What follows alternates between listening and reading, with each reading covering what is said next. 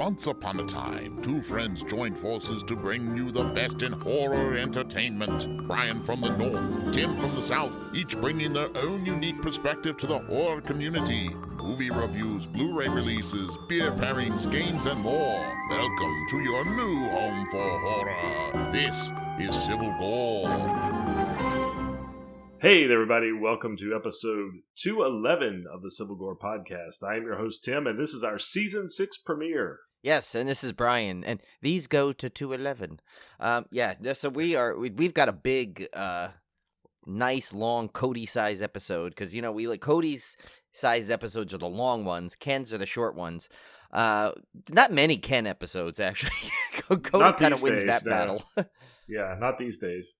If you guys notice that I'm extra dulcety, it's because I'm speaking into my brand new Yeti microphone that my lovely wife bought for me for Christmas, which I'm so excited about because I broke, as you guys remember, I broke my old Yeti in the move to the rental way back. And I was using the Snowball, which is a very nice mic for the money, but it's not Yeti quality. No. So I've just been dying to replace it, but I've just never had the money to replace it. And she totally surprised me. I did not even have that on a list. I didn't have it on a wish list. I had not even mentioned it.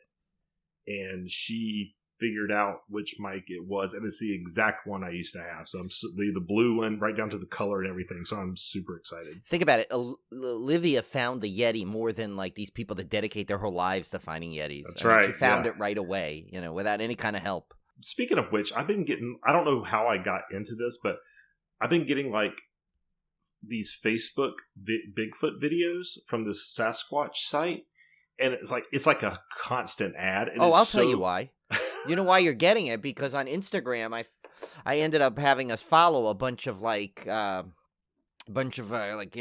sites, and we started following that, like the Forest Floor. She's that great big site that she has all the stuff on. And so I've been following that and looking through that and liking posts. So Facebook and Instagram are linked. So somehow I've destroyed your life with now just all Sasquatch. No, videos. I don't mind it. It's interesting. I just thought it was funny. I was like, why am I getting like every other news article or every other ad is now like a Sasquatch video? Yeah, I apologize. You're going to see that and schnauzers pretty much. That's all right. I don't mind seeing schnauzers. Yeah, but but as for the Yeti and Bigfoot videos, you better squatch out because there'll probably be more coming. So. All right.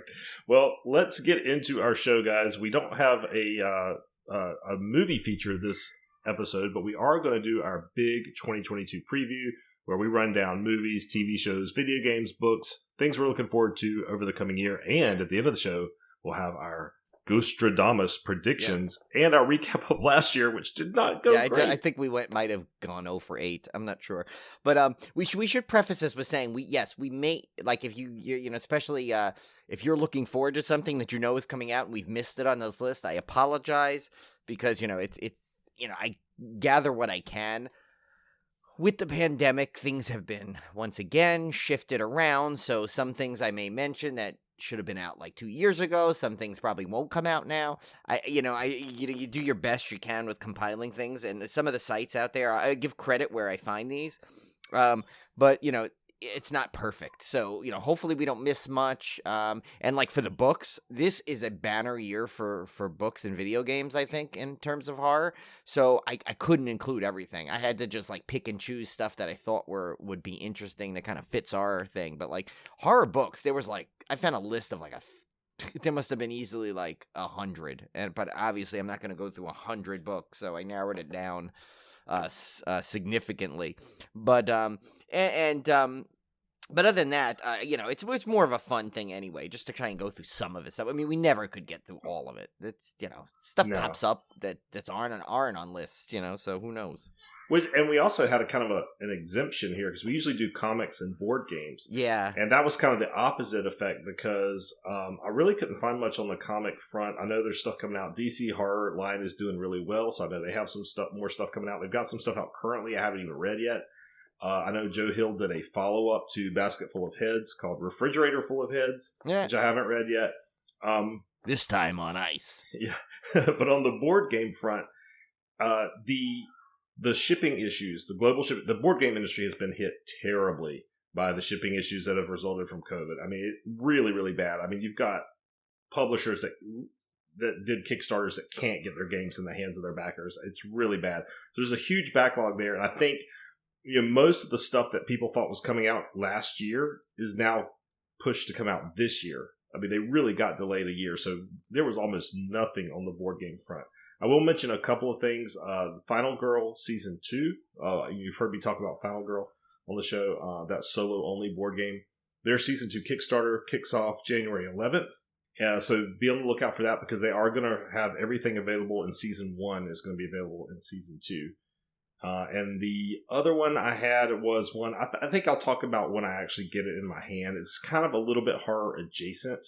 So I'm not going to take up time on the show today talking about it, but it is due to be, I've got it on pre-order. Should be here either by the end of this month or next month. So I'll talk about that one more when I get to it. Okay. Oh, before we get into our first chap, Tim, what are you drinking for tonight? This is it's a ceremonial first episode of season 6. Civil Gore lives, so we need to know. We were kind of talking about it before we started recording. I didn't get into a lot of holiday beers this year for whatever reason. I think it's just I never got out to the store, and when I did, by the time I did get out there, there just wasn't anything really blew my skirt up. So I'm finishing off a Cigar City Brewing pack that I got. Cigar City, one of my favorites, and yeah, they're pretty solid actually. I like their stuff. I'm drinking their I guess you pronounce it Guayabera. Yeah, which I call guanaberry all the time. I get it wrong. Extra Pale Ale, which is it's got Citra hops, of course, which is our one of our favorites. Yeah. So yeah, it's just a solid. I consider it a solid house beer. Yeah, so I definitely, the one I'm enjoying is I completely forgot. It's kind of funny. I bought it and was all excited about it, but then through like just the stress of trying to pack and get ready to leave, I totally forgot I was going to drink it the night before we left on our trip, and I completely forgot. So it's I got it from Firefly Hollow Brewing Company, which is a new brewery that, well, not new existing, but new to us. I think it's not that old, but definitely new to me. It's the first time we were there. We went there when we went to the we took Obi and his friend Grinch and our friends. We went to the Lake Compound's Paula Day Lights, which was a special like dog-centric night at Lake Compounds for their holiday lights, where they had the dogs could come and they had special dog treats, and there was a rescue program there, so you can adopt rescue dogs. Like the dogs could pose with Santa Claus. They had little puppuccino things for them, and so it was really a fun night. So, but we wanted to make the whole day out of it because it's in Bristol, Connecticut, and the event didn't start until like I think 3:00. So we first went for lunch and ordered some food at the brewery and tried this new brewery, Firefly Hollow. They're in Bristol also, same where as Lake Compounds is located. And so I got their thing. Apparently each year they make their holiday ale, and this one I assume it's the same name every year. It's called Naughty List. So I'm going to read you the description, Tim, and you'll see why I'm like so excited about it. First of all, it's 10%, so it's nice, solid, strong ale here. It says, this is a holiday-style winter warmer loaded with maple syrup, dried tart cherries, fresh vanilla bean, and cinnamon sticks. It's rich, malty, and gently spiced to perfection. We understand not everyone makes the nice list, so we wanted to do something special for those of us expecting lumps of coal this year. I like this that. beer is our celebration of you and yours, no matter which list you're on. Cheers. So, yeah, and the extra thing, it says, get lit responsibly. So, yeah, this brewery is quickly climbing my charts. It's one of my favorite breweries I went to. They had a really good tequila barrel-aged ale. They had some great IPAs. It's just a really nice little brewery. And they actually do something that's unique to brewery. You know how you usually go to breweries, you can get a flight, right? You get a flight of 4. They don't do that. You can one person can only get 2 beers at a time. So it's like when I went up to get Julie and I each a beer, that was it. I can only get the little, but they're 5-ounce pours, so they're a little bit bigger. But it was interesting. Usually I was like, I had like 4 in mind. I was going to get a whole flight and come back with one of those like paddles, but no, they don't do that there, but it's okay because they're really quick, with the service. So it didn't matter, but they have live music in there. It's really nice location, in Bristol, Connecticut. So, which is one nice town there, I have to say. All right. Well, let's get right into it. This is our first chop. All right, Brian, I'm going to switch things up a little bit. We had our holiday wrap up later in the segment, but I think let's do that first because one of the things I'm going to talk about was one of the things I got for Christmas. Oh, right, yeah. So you kind of have to, you kind of forces your hand a bit. Yeah. So this was a very surprising Christmas because I had some stuff on my Amazon wish list, stuff that I kind of even forgot about, like some of the stuff I'm about to talk about, Blu-ray sets and everything. But I'd not asked for Blu-rays for Christmas. I had not really asked for anything for Christmas because we just bought the house, and I was like, you know what, I got my present. I got a new house. I'm not asking for anything. So I wasn't really, I was kind of focusing more on the kids and stuff for the house and things like that. And Olivia and my mom, everybody just really surprised me getting me some fantastic Blu-ray box sets this year that I just was not expecting, came completely out of left field. The ones I got was one you got, Brian, was the Kolchak The Night Stalker complete series, which I'm super excited about. Neither of us have seen that. I think we're going to make that into a Blu-ray project segment. I got the Night Gallery Season 1 set that just came out, and I have been watching that one. I'll talk about that one there in a second. I got that Weird Wisconsin set, which I'm dying to dive into. That's the was it Bill Rebane? Yeah, Bill Rebane. And actually it's like I think it went even more on sale on Amazon, so it's sitting in my cart and I'm possibly about to order that myself. Yeah, he was a very low budget indie filmmaker, I guess, out of Wisconsin, and so this is a real, one of those excellent sets that they put out that just so interesting stuff that you would never think to look at. I'm dying to see that one. And then of course I got the Outer Limits Season 1, which I've had on my wish list forever since it came out. I love that show. So now I got to get the Twilight Zone to just kind of complete the trifecta there. But yeah, actually, remember that site we keep getting a catalog for now. They have a lot of the full Twilight Zone set. I think it's on regular DVD, but it's I think it's like in the $35 range or something. Nice, or yeah, $45. So you might want to check out that CC video. Yeah, I need to grab that because that leads me right into my Night Gallery Season 1 review. I've almost finished it, and when I say finish it, I mean watching the commentaries and everything. And it is absolutely outstanding. Now, when you look at Season 1, you're going to look at it and go, well, there doesn't seem to be very many episodes on here. And that's because the Night Gallery pilot was a full feature-length film. It was 3 stories, and that's the reason why I was always confused when I go out to streaming sites and I would look for like episode 1 and it would not match what I was seeing as episode 1 on another site, and I was always a little confused about that. It's because that original pilot, and the original pilot is very, very good. It has Roddy McDowall in it in a great opening segment. It's got Joan Crawford in it in a great segment that was actually directed by Steven Spielberg of all people. So really, really, really solid anthology for that pilot. And it does take a different tone than the rest of the series. The pilot is very, I guess, serious. And it's very, I don't want to say artsy. It's not artsy like in the way you think of art house horror films these days. But it was, as they talk about in the commentary, they were trying to do something that was very advanced for what television was doing at that time. They tried to make it very film-like, very cinematic. Things they were not typically doing on television. Now, when the series itself started after that pilot, you could tell the studio influence and stuff started happening, and you had some segments that started getting a little bit sillier. The tone was not as reverent. They changed the entire font. They changed the opening credits. Just weren't quite as good. They were a little bit more mainstream television. And Rod Serling actually had some debate about that, of course. They talk about that in the commentaries as well.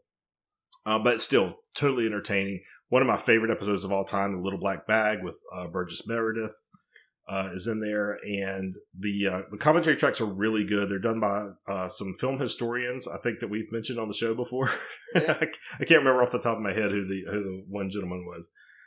But their commentaries are really solid. They talk about a lot about the actors that are in the shorts and some of the studio decisions that were going on behind the scenes. So really, really fascinating stuff. I've been going through just watching each episode and then immediately watching the commentary for it, just back to back, and have had a blast with it. So I highly recommend Night Gallery Season 1, and I'm hoping the Outer Limits and the Kolchak and the Twilight Zone eventually sets are as equally entertaining, because if they are, I'm just in for a treat. Yeah, I can't wait for that. And actually, it's funny. I think that's one of the ones I'm gonna upgrade, because I have the DVD like complete set that I got really cheap ones, but I think the Blu-ray has a lot more special features on it that I think I wanna upgrade to. It's one of those ones I don't mind, double dipping to upgrade. And it looks fantastic now. Well, that's another thing. Oh my gosh, it looks so good. Yeah, I eventually will do that with the Twilight Zone too. Is move to the Blu-ray, because I have everything. I have every Rod Serling thing pretty much done, except the only thing I need, I think, to have every kind of that between Night Gallery, Twilight Zone, all that, is the second season of the Jordan Peele Twilight Zone. I just need to pick that up. But then I'll have literally like every Twilight Zone thing ever done. Nice. Because I do, as you know, I do love that series. So I guess I'll do my holiday wrap up. I did, most of the gifts that I got this year, a lot of it was just because I think due to like the travel and the pandemic, mostly gift cards and money. So I basically that's sometimes the best. Ordered a lot of stuff. So some of my stuff, I don't know if I should even talk about yet because it's not here yet. But some of the stuff I could do is, of course, my illustrious co-host there got me the woman in the cage. The lady in the cage. It's a lady in a cage. In a cage. I have to tell the story behind that. So I was looking, I wanted to get Brian a Blu-ray for the Monolith because I just felt like it was my duty to feed the Monolith. I've never fed the Monolith. I needed to feed it. Yeah, you're right. I don't think you have. Yeah, so I was like, what can I possibly get Brian without tipping my hand? Because I can't just, I was afraid like anything I order is already going to be, he's already ordered it or it's already in the Monolith. So I had to pick a disc that was upcoming, like quickly upcoming, like that he probably had no chance to pre-order and probably wouldn't pre-order because it's so weird. And so that's why I decided to pick Lady in the Cage, because we talked about it on the Dismemberment, and Olivia Havilland Olivia de Havilland had really sold it in her trailer. So she did. So I decided to just take a chance on that one, and I also got hit. Well, I'll let you talk about the other one. I will say, I forgot to mention, Brian got me a fantastic Universal Monsters hardcover book I had never seen before. I didn't even know this thing existed, and it is amazing. Yeah, I had to feed Tim's Bookalith. Yeah, because I know, and I had like about 3 other ideas, and then that thing popped into my search feed, and it has a introduction by Jason Blum, and it was like, I'm like, this has got to be, if Tim doesn't have this, at least he doesn't have this version because it just came out, like the new version. So I took the risk that Tim did. It was such a thing that I could see Tim having, but I never heard him talk about it. So I'm like, he would have mentioned this some. And I collect. That's an actual collection. I collect hardcover horror movie books. So I mean, that's a legitimate thing that I collect. So for me to not have this I was so excited. Yeah, so I didn't start reading this yet, but I'm definitely going to soon. Tim got me also this really cool, it was the 40th anniversary edition of the Evil Dead comic series, which is like a true like compendium to the movies. Now, I don't know, it's from Dark Horse. I don't know where it falls into in the true Evil Dead lexicon, because like I said, I haven't read it, but it looks like it like starts off with like, from the a recap of the movie. Mm-hmm. And the art on this is amazing. It almost looks like rotoscoped. It's so good.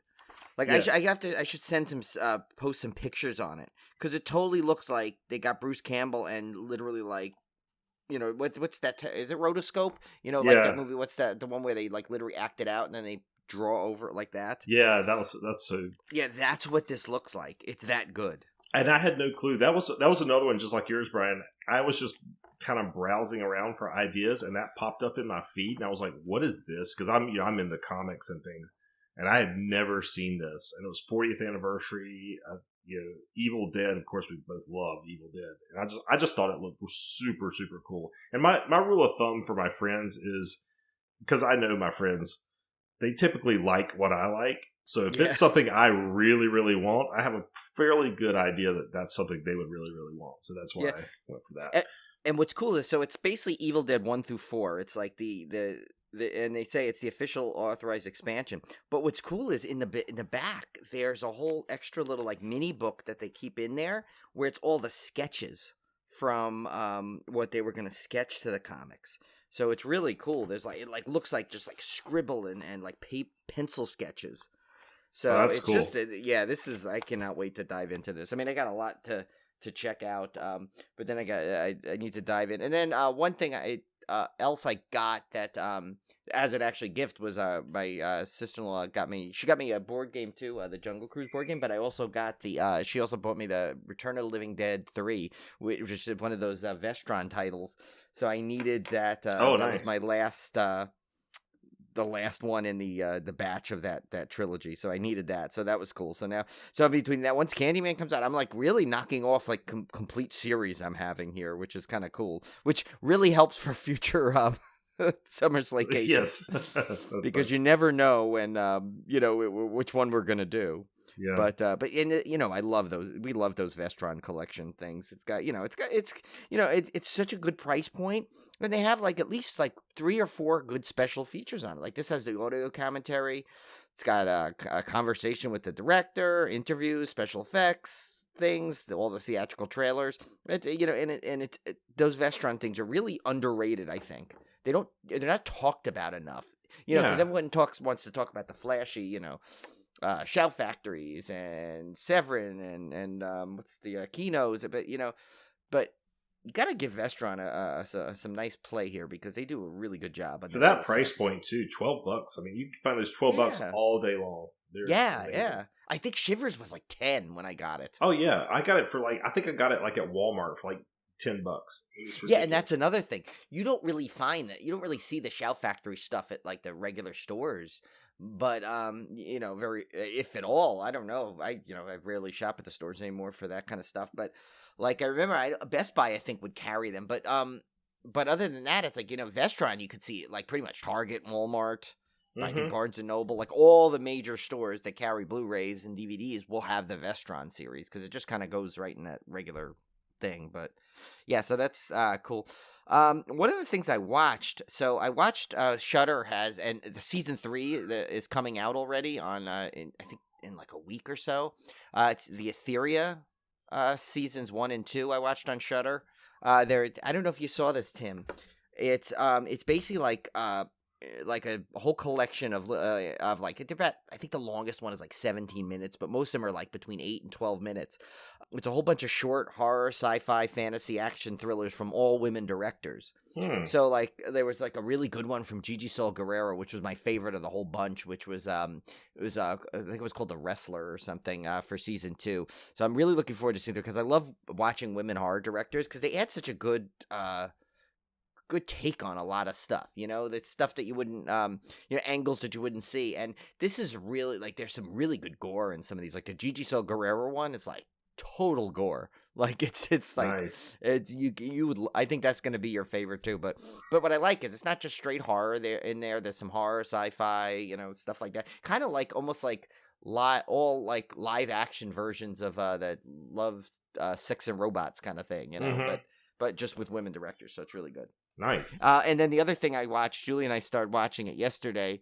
We binged what we caught up. I think we're like 2 episodes behind, and then the final episode comes out next week, and that's Dexter New Blood, which is so good. I don't know if you were a fan of Dexter at all, the original series. I was. I never finished the series, unfortunately. I think I stopped right after the Lithgow series, or Lithgow season. Okay. But I've heard really good things about New Blood. Oh my God, this is absolutely incredible. Like I was, I watched the first series when Julie binged it, and I will say I didn't watch every episode. I think I missed a couple in there, but I watched the majority of them to know the storyline. This one is absolutely like fantastic because, not to I guess mild spoiler alert to those who haven't seen it yet, but basically it's like he's now living in I think it's upstate New York, but he's basically living upstate New York, and he's living there with I guess 10 years after the ending of the series, and basically now his son comes back and he finds him there, and he's living under a different identity, and as Dexter does, you'll see what happens, and and they have Michael C. Hall again is like absolutely brilliant. I say, like, I was telling this to Julie, I said, what's so amazing about him? He actually makes you like have such sympathy for like a total serial killer. Oh yeah, a different actor may not have been able to pull that off. No. There's a lot of people, and granted, yes, he tries to go after people that kind of deserve it. But this series, brings back Jennifer Carpenter, who plays his sister in a kind of her only way she can be back in the show. Yeah. For those who have seen the show. He's got this new actress plays his girlfriend, Julia Jones, who's also the sheriff of this town that he's in, which is great. And Clancy Brown is in it, so you're adding another like heavyweight in there. Jamie Chung is in this. Of course, she was last in the Lovecraft Country. She was in I think a couple of episodes of that. Just amazing so far. Really, really good. It's like, I'm getting into this miniseries way more than I did almost the entire other series. So that's nice. how good this is. How many episodes is it? I think it's only 9 total. Oh no, sorry, 10 total. It ends next week is the last episode, and they're billing it as a mini series. So I don't know if it comes to one of the, if it's going to come to a true end or not. But who knows? I guess we'll see in a couple of weeks. I can report, or next week I can report back Nice. if I think there could be more. But yeah. So there's some people from the older show that make appearances here and there, and there's some good newcomers. Well, not newcomers, but newcomers to me. Like there's an actress, Skylar Wright, has a couple of episodes. She's really good. I don't know where she came from, but she's really good in that. I had never seen her before. She has a small performance in it, but really good. And just it's just a really fun show. So yeah, I'm looking forward to finishing this off. And now I may want to go back and watch the whole original series again. But yeah, I might have to, since I don't remember everything that led up to where I stopped. Yeah, you're definitely going to need to see the last season to know where you are with this. Yeah. But yeah, I tell you, hands we're not worthy of Michael C. Hall. He is incredible in this role. So we have a very special announcement now. Yes. That has been a long time coming. So during the break, I had some time free. I took a week off, and I got to thinking about season 6 and what we were going to do. And one of the things we've always threatened to do was to put out a website. And that's one of the more basic things that a podcast can do, is have a website landing page where people can at least find old episodes and that kind of thing. And it's always been it's been 5 seasons that we haven't had this, and it's always kind of been in the back of my mind and bothered me. It's kind of been there. It just was never anything on it. Yeah. We've had the domain name for 5 seasons. Yeah, we had the domain registration. We had the website builder kind of out there, but it's just taking the time to set it up. So I decided, I've got time over break. Let me see what I can do. And so I just sat down one night and just banged this thing out. And we now have an official Civil Gore website. You can go to civilgorepodcast.com. You can see all of our old episodes. It's got every episode. Our whole entire archive is there. Yeah, because iTunes does not keep it there, and YouTube does, but iTunes doesn't, and Libsyn did. But this is a much easier way to find all our episodes. Yeah, and it always lists the latest episode first, so you can, if you just want to quickly get to our newest episode, you can get to it that way. It's got our synopsis and everything on the page. We have a blog on there. The blog doesn't have, it just has an intro post on it right now. I'm planning on doing I'm kind of halfway through. I'm planning on doing a nice Final Girl board game review on the blog.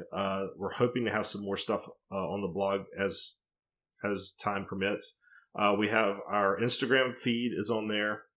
So you can see everything. That's under photos, right? You click on photos. It's our entire Instagram feed, so you can see all of our stuff we're posting on Instagram in one spot. We have our videos page, which we don't have a whole lot of videos now. It's something we hope to do more of in the future. You can see our old horror challenge videos and some of our Halloween trailer reactions. Oh my God. Some of that old stuff. Those were kind of fun. And then we have a link to our merchandise page. So you can go in there and go straight to our Civil Gore merch. So I am really excited about this webpage. I'm hoping that this is going to help the podcast grow because now we actually have a presence on a website. So definitely go check that out. I think there's a thing thanks to Cody for helping us test this website out. Yeah, I was gonna say thank you, because we kind of gave her a little inside scoop. Yeah, and wanted her to kind of navigate the site. There's a way to sign up for a mailing list or something. I don't know exactly what that does. We got it though. She signed up. Well, so. We got it. Cody signed up for. She doesn't know what she signed up for, but so if you click on that, I don't know. It gives us It does contact us and gives us your email address. So it may send the bill for the hosting of the site. So Cody, if you get charged, just let us know, and we'll Venmo you the money back. But no, but I think probably if we write a newsletter, I think if we do a newsletter, if we did a newsletter, it would come out. That could be a placeholder for if we ever do Patreon. Like maybe that if you get maybe you get like a shout out in the newsletter or something as part of one of the perks or something. Who knows? We haven't really ever discussed much about a Patreon. I know people have been asking, people have been willing to said, hey, if you have one, we'll donate. But it's just something. It takes a lot more time, I think, than people think. Yeah. Everyone who has a Patreon, I realize it's like they have all that extra stuff to do. I'm gonna revisit it after a year. I think at season 7 we'll revisit the idea of Patreon. Depends on when it's Civil Gore and New Blood. That's when we'll do the Patreon for season 7. The other thing you can do from the website is you can send us a message directly from the website. So you can send us an email and it goes straight to our Gmail account. So if you just want to pop in and like say a quick message, you can just fill out that little form and it goes straight to us. So yeah, it's pretty cool. I mean, it's basic. It's nothing fancy. I doubt it will ever be super fancy, but at least it's a nice, clean, consolidated way to get to all of our content. Yeah, I would like down the road to do more, like, definitely like really make use of that blog posting. So we're, because when we have thoughts, because we don't want, sometimes we forget it on the episode, or we want to do it at that point, or just kind of tell, kind of keep people in the loop on what might be coming up. It'd be a good way to do that, Yeah, I just got to figure out how to do the blog post. Yeah, and that's step one. And then if we ever do, of course, that long, even longer threatened the super Civil Gore meetup, for all the super fans that'll show up, which will probably be like a few you people. Oh. But if we ever do that, we could have that stuff. Yeah, Cody, Cone, Ken, your mom, my mom. Yeah, that'd be really just like a select few. But no, I mean, hopefully one day we'll get enough people that would be kind of fun to like meet at like a horror con or something. Yeah, that would be super fun. All right, well, let's get into our 2022 preview. Speaking of that, I'm not that we have we want to really start the year off with bad news, but we should do a couple of RIPs. Sadly, and it made me think of Con. With first, of course, Rob Bruce, who was one of the co-owners of the New Jersey Horror Con, was found. I guess he was found dead in his locker, like a storage unit that he had rented. Yeah, so I didn't see anything more about it, but so I don't know what it was. There was no foul play suspected, but yeah, there was a it's really sad. Like we met him briefly when we were there, and he was just from what I understand, everyone else who's met him was raved about how nice he was. So of course, rest in peace there. And while she's not known for horror, number one, of course she did. She was iconic in Lake Placid, and she's just iconic in the world. So we need to mention her anyway. And of course, that's the great Betty White, who, like, I'm still not like processing that properly. Yes, I know. Because like she was so cool. All you heard about is how she was going to turn 100. I literally thought it was a joke when I read it. Not a joke like haha funny, but I thought it was like one of those stupid hoax thing. Yeah, like hoax things. And I'm like, it's got to be a hoax because I wasn't seeing it on any reputable site. At first, and then Cone had sent me a link. He found a link from her publicist, I guess, or agent, and I'm just like, I still don't want to believe it. I still think, but what I kind of said was, I'm like, she had a reason for going. She's like, so she's like, I'm out. I did all I can do, but she's watching over all of us, I'm sure, because she's awesome. Yeah. So yeah, that was a bummer. Yeah, that one hit hard because I mean, think about how many people know her because she's been around that long and provided that much entertainment. I know. Like generations of people know her from various things. So that's all. Yeah, that's a bummer. Okay, but let's not dwell on the sadness as she will always be remembered. So that's not something to be sad about. We'll remember all her good things. But yeah, let's I guess go right into 2022. I guess we'll go into the I guess we'll do an order, right? The movies, and then we'll just alternate. Yeah, we'll just do movies and we'll alternate. We'll go through these kind of briefly because there's a lot of them. But yeah, and I will say with the movie release dates, I can already say a lot of these could be wrong because, like, I just saw right before we went on air that Morbius got pushed back from January to April. Yeah. I'm hoping, because with the pandemic, a lot of stuff is getting moved around again. It's like, it's 2020 all over again at some level with pushback things because of the Omicron. Yeah. So, but like, yeah, so to keep every one of these dates with a grain of salt because of course this all could move. We may just be copying the same list for 2023. I hope not, but yeah, I mean, well, Scream is so close. I can't imagine them pushing it back. But what I can see is it hitting home streaming services much shorter than the 45-day window than it was supposed to. Yeah. So that I could see happen because I did read an article earlier tonight about that saying like, well, things are getting weird again and, Scream is due out next week. It's not supposed to be streaming, but if things continue this way, it could, and theaters are not getting the revenue again. Well, yeah, then it might come. It's supposed to be due on Paramount Plus 45 days from the opening night. So that could be shortened, I guess. All right, well, let's kick these off. We'll just alternate, Brian. We'll kind of just chime in with our thoughts on each one of these. First one up, we have The Legend of La Llorona, which is due out in a couple days as we're recording. While vacationing in Mexico, a couple discovers their son's disappearance is tied to a supernatural curse. Now, is this related to the La Llorona movie that came out from the Conjuring type universe? I have no idea. In all honesty, I'm not sure if this is tied to that. It's something completely original, tied to the the Netflix series had or Shudder. Mm-hmm. One of them had a series. I don't know.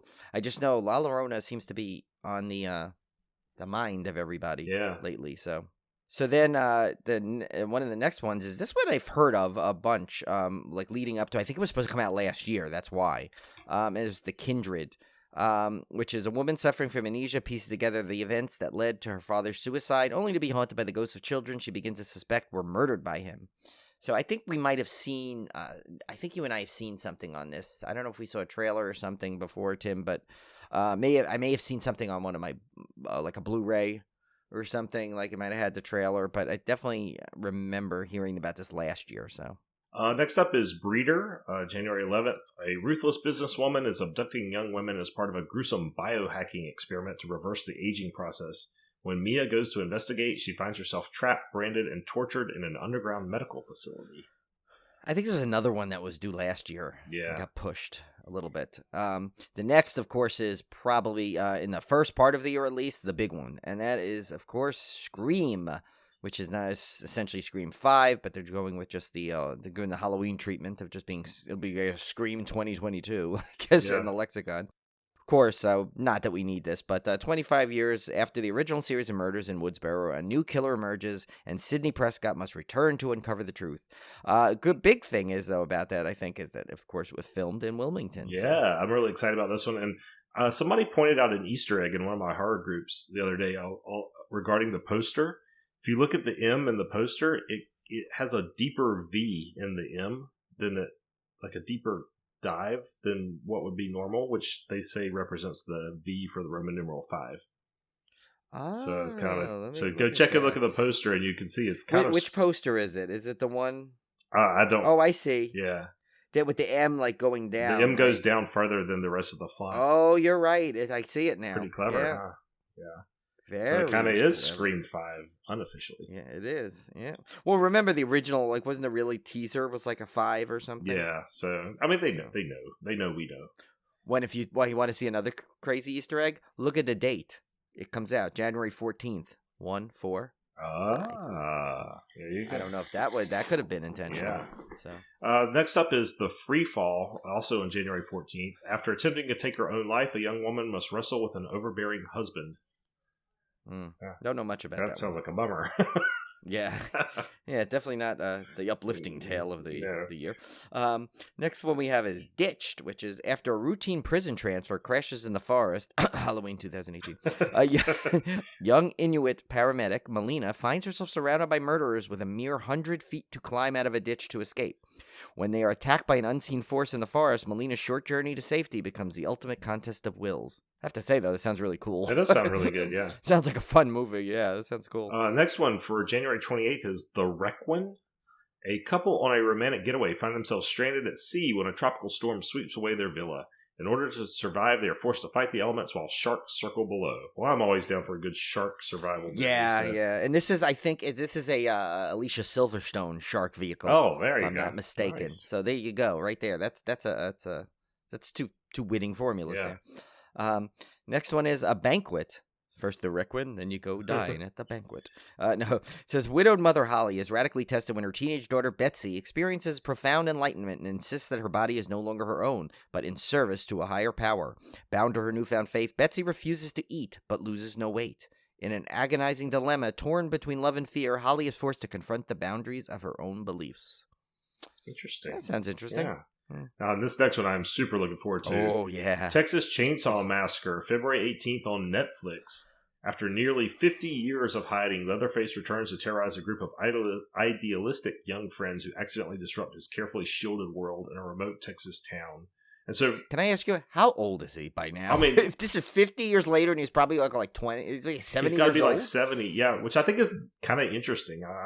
And from what I can gather, I think this is like supposed to feel like a direct sequel, like to the original, like really have that same kind of tone. So I'm wasn't that other one supposed to be a direct sequel too? Yeah, but. So I don't know, but I can't imagine, like, is he gonna come out like after like 3 steps, gonna be like, and then like need to grab like a chainsaw walker? Is he gonna have like a walker with a chainsaw at the end of it? Like, I don't know, 70's the new 60, so maybe it is. Well, Michael Myers was really old, I guess, in Halloween. How strong? I mean, how young do you have to be really if you got a chainsaw? That's true. Yeah, I wonder if he's gonna wear like an old man's face though to kind of go with the times. I don't know. All questions should be answered in just over a month. Fear, which is coming out on 3/11, and that's a much-needed getaway and celebration weekend turns into a nightmare due to the contagious airborne threat. So I think this is kind of like a pandemic-y film. I have no desire to see that whatsoever. I'm living inside of it right now. Yeah, we're living it. I think they should have given us a break on some of these pandemic ones, but yeah. So it's. I mean, I hope we don't get a lot of. I hope we don't get a lot of post-pandemic disease movies. I am not interested at all. Yeah, they're coming though. Oh my gosh. Next one up is Unwelcome for March 17th. Londoners Maya and Jamie, who escape their urban nightmare to the tranquility of rural Ireland, only to discover malevolent, murderous goblins lurking in the gnarled ancient wood at the foot of their new garden. This sounds like the Leprechaun movie we didn't like. Yeah. Didn't it? The one we didn't like, that one. The WWE. What was his name? Oh, yeah. I know you're talking about. I can't even... Oh, shoot. I can't think of it. I was going to say Bullwinkle, but that's not it. Bullwinkle. It's, it's something like... Rocky. I was good at that. Before that, I almost said Garfunkel. So, I don't think that's it either. Wait, I got to see it. Wait, hold on. Where is it? I'm gonna get it, and you're gonna laugh because it's gonna be so. Oh, that's the wrong one now. See, that's what I'm thinking of doing for my 50th, Brian. Is I talked to Olivia. I was like, I want it for my 50th, which will be 3 years from now. I want to do like a big UK trip and do like Ireland, Great Britain. Yeah, I think. Oh, okay. So, wait a minute. Hornswoggle or something like that. Hornswoggle. Hornswoggle. What did I say again? Bullwinkle, which is a moose. Bullwinkle, the fighting moose. Yeah. Okay. That was what, and that's a shame too because I knew WWE when he was around. Okay. The next one is.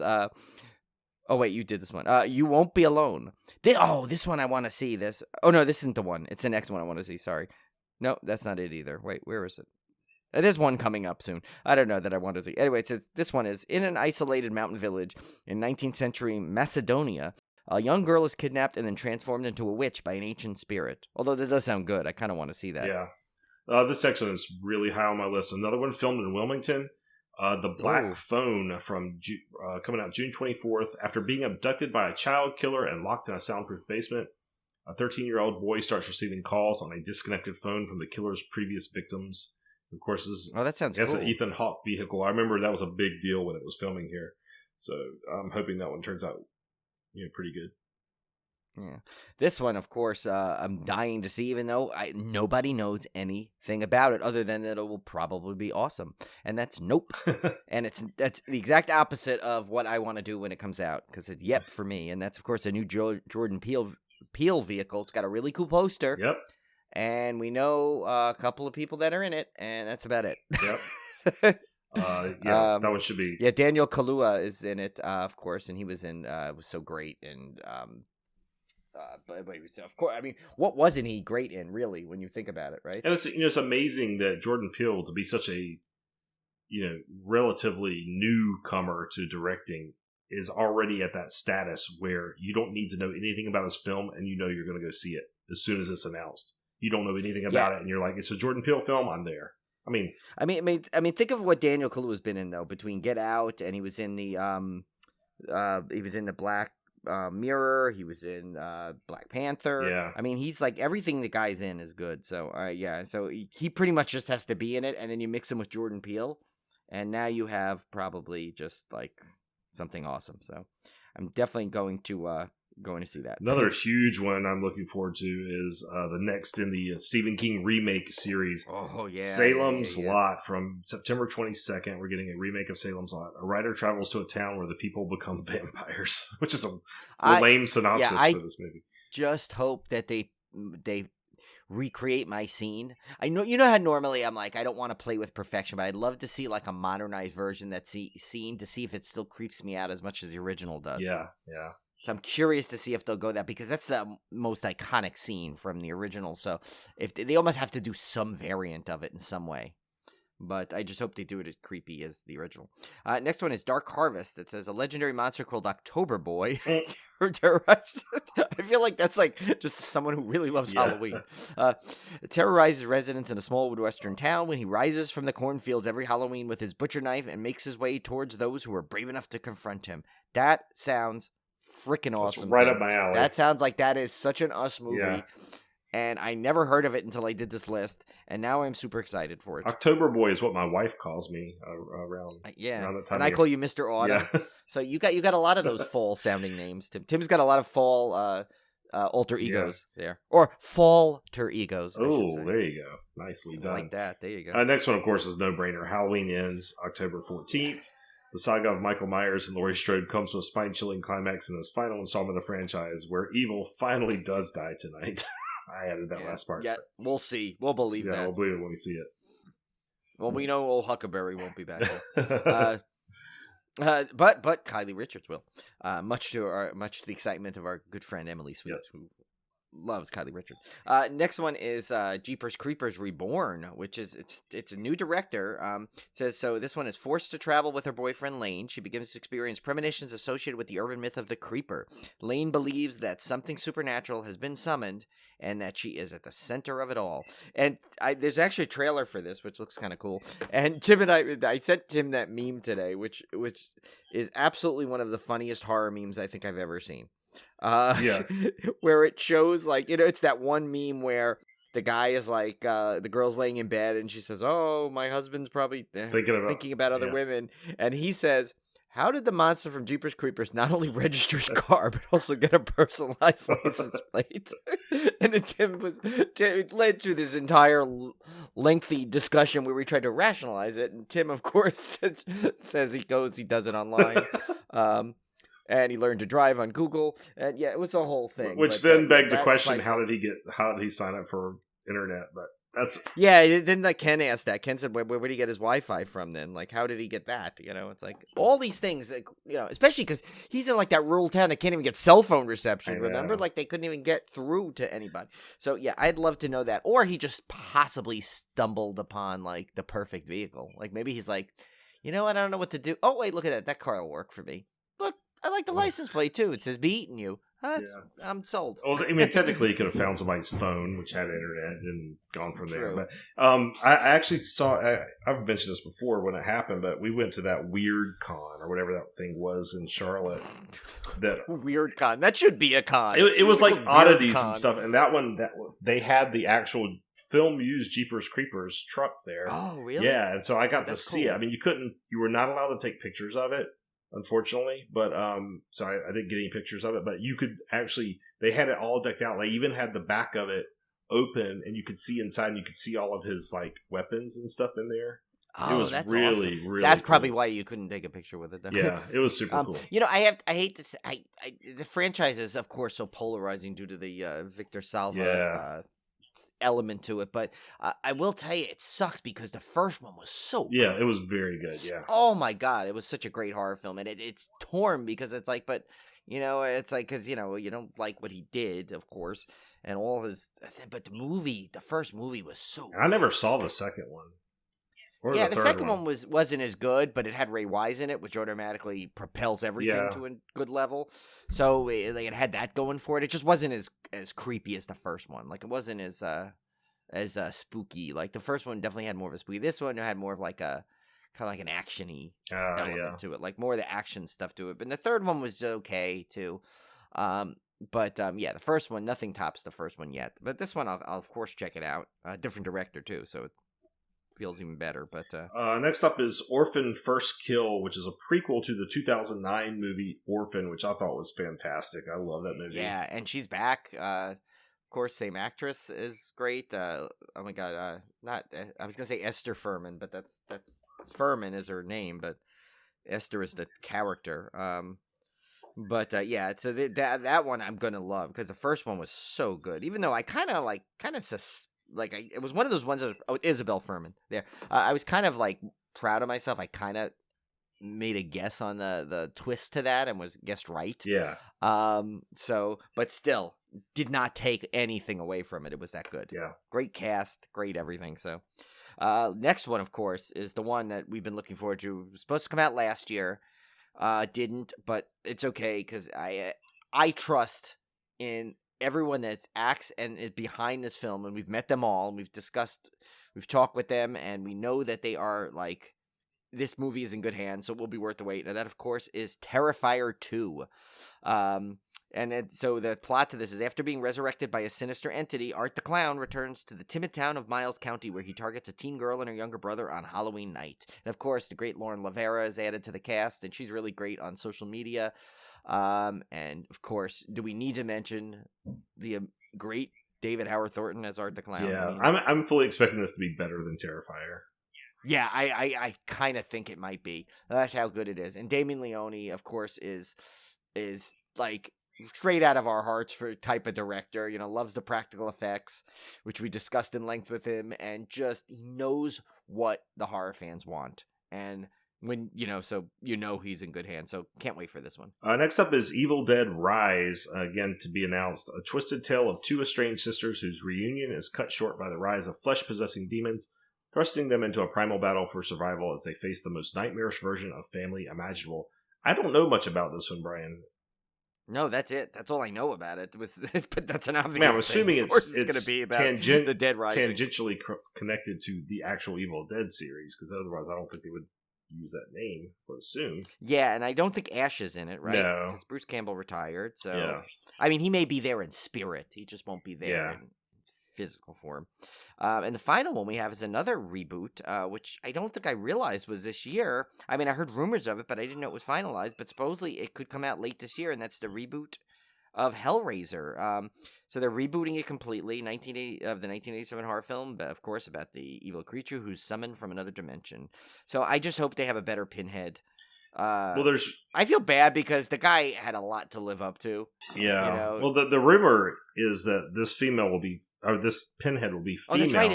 It's a female Pinhead. Which before everybody gets up in arms about that, if you go back and read the original stories, I think it was. I don't remember the original story. I've read it, but I can't remember off the top of my head. But apparently, in the original story, it is a female Cenobite. So it's not. It's not like politically correct. We got to make it female. We got to gender swap. It's actually closer to the actual vision.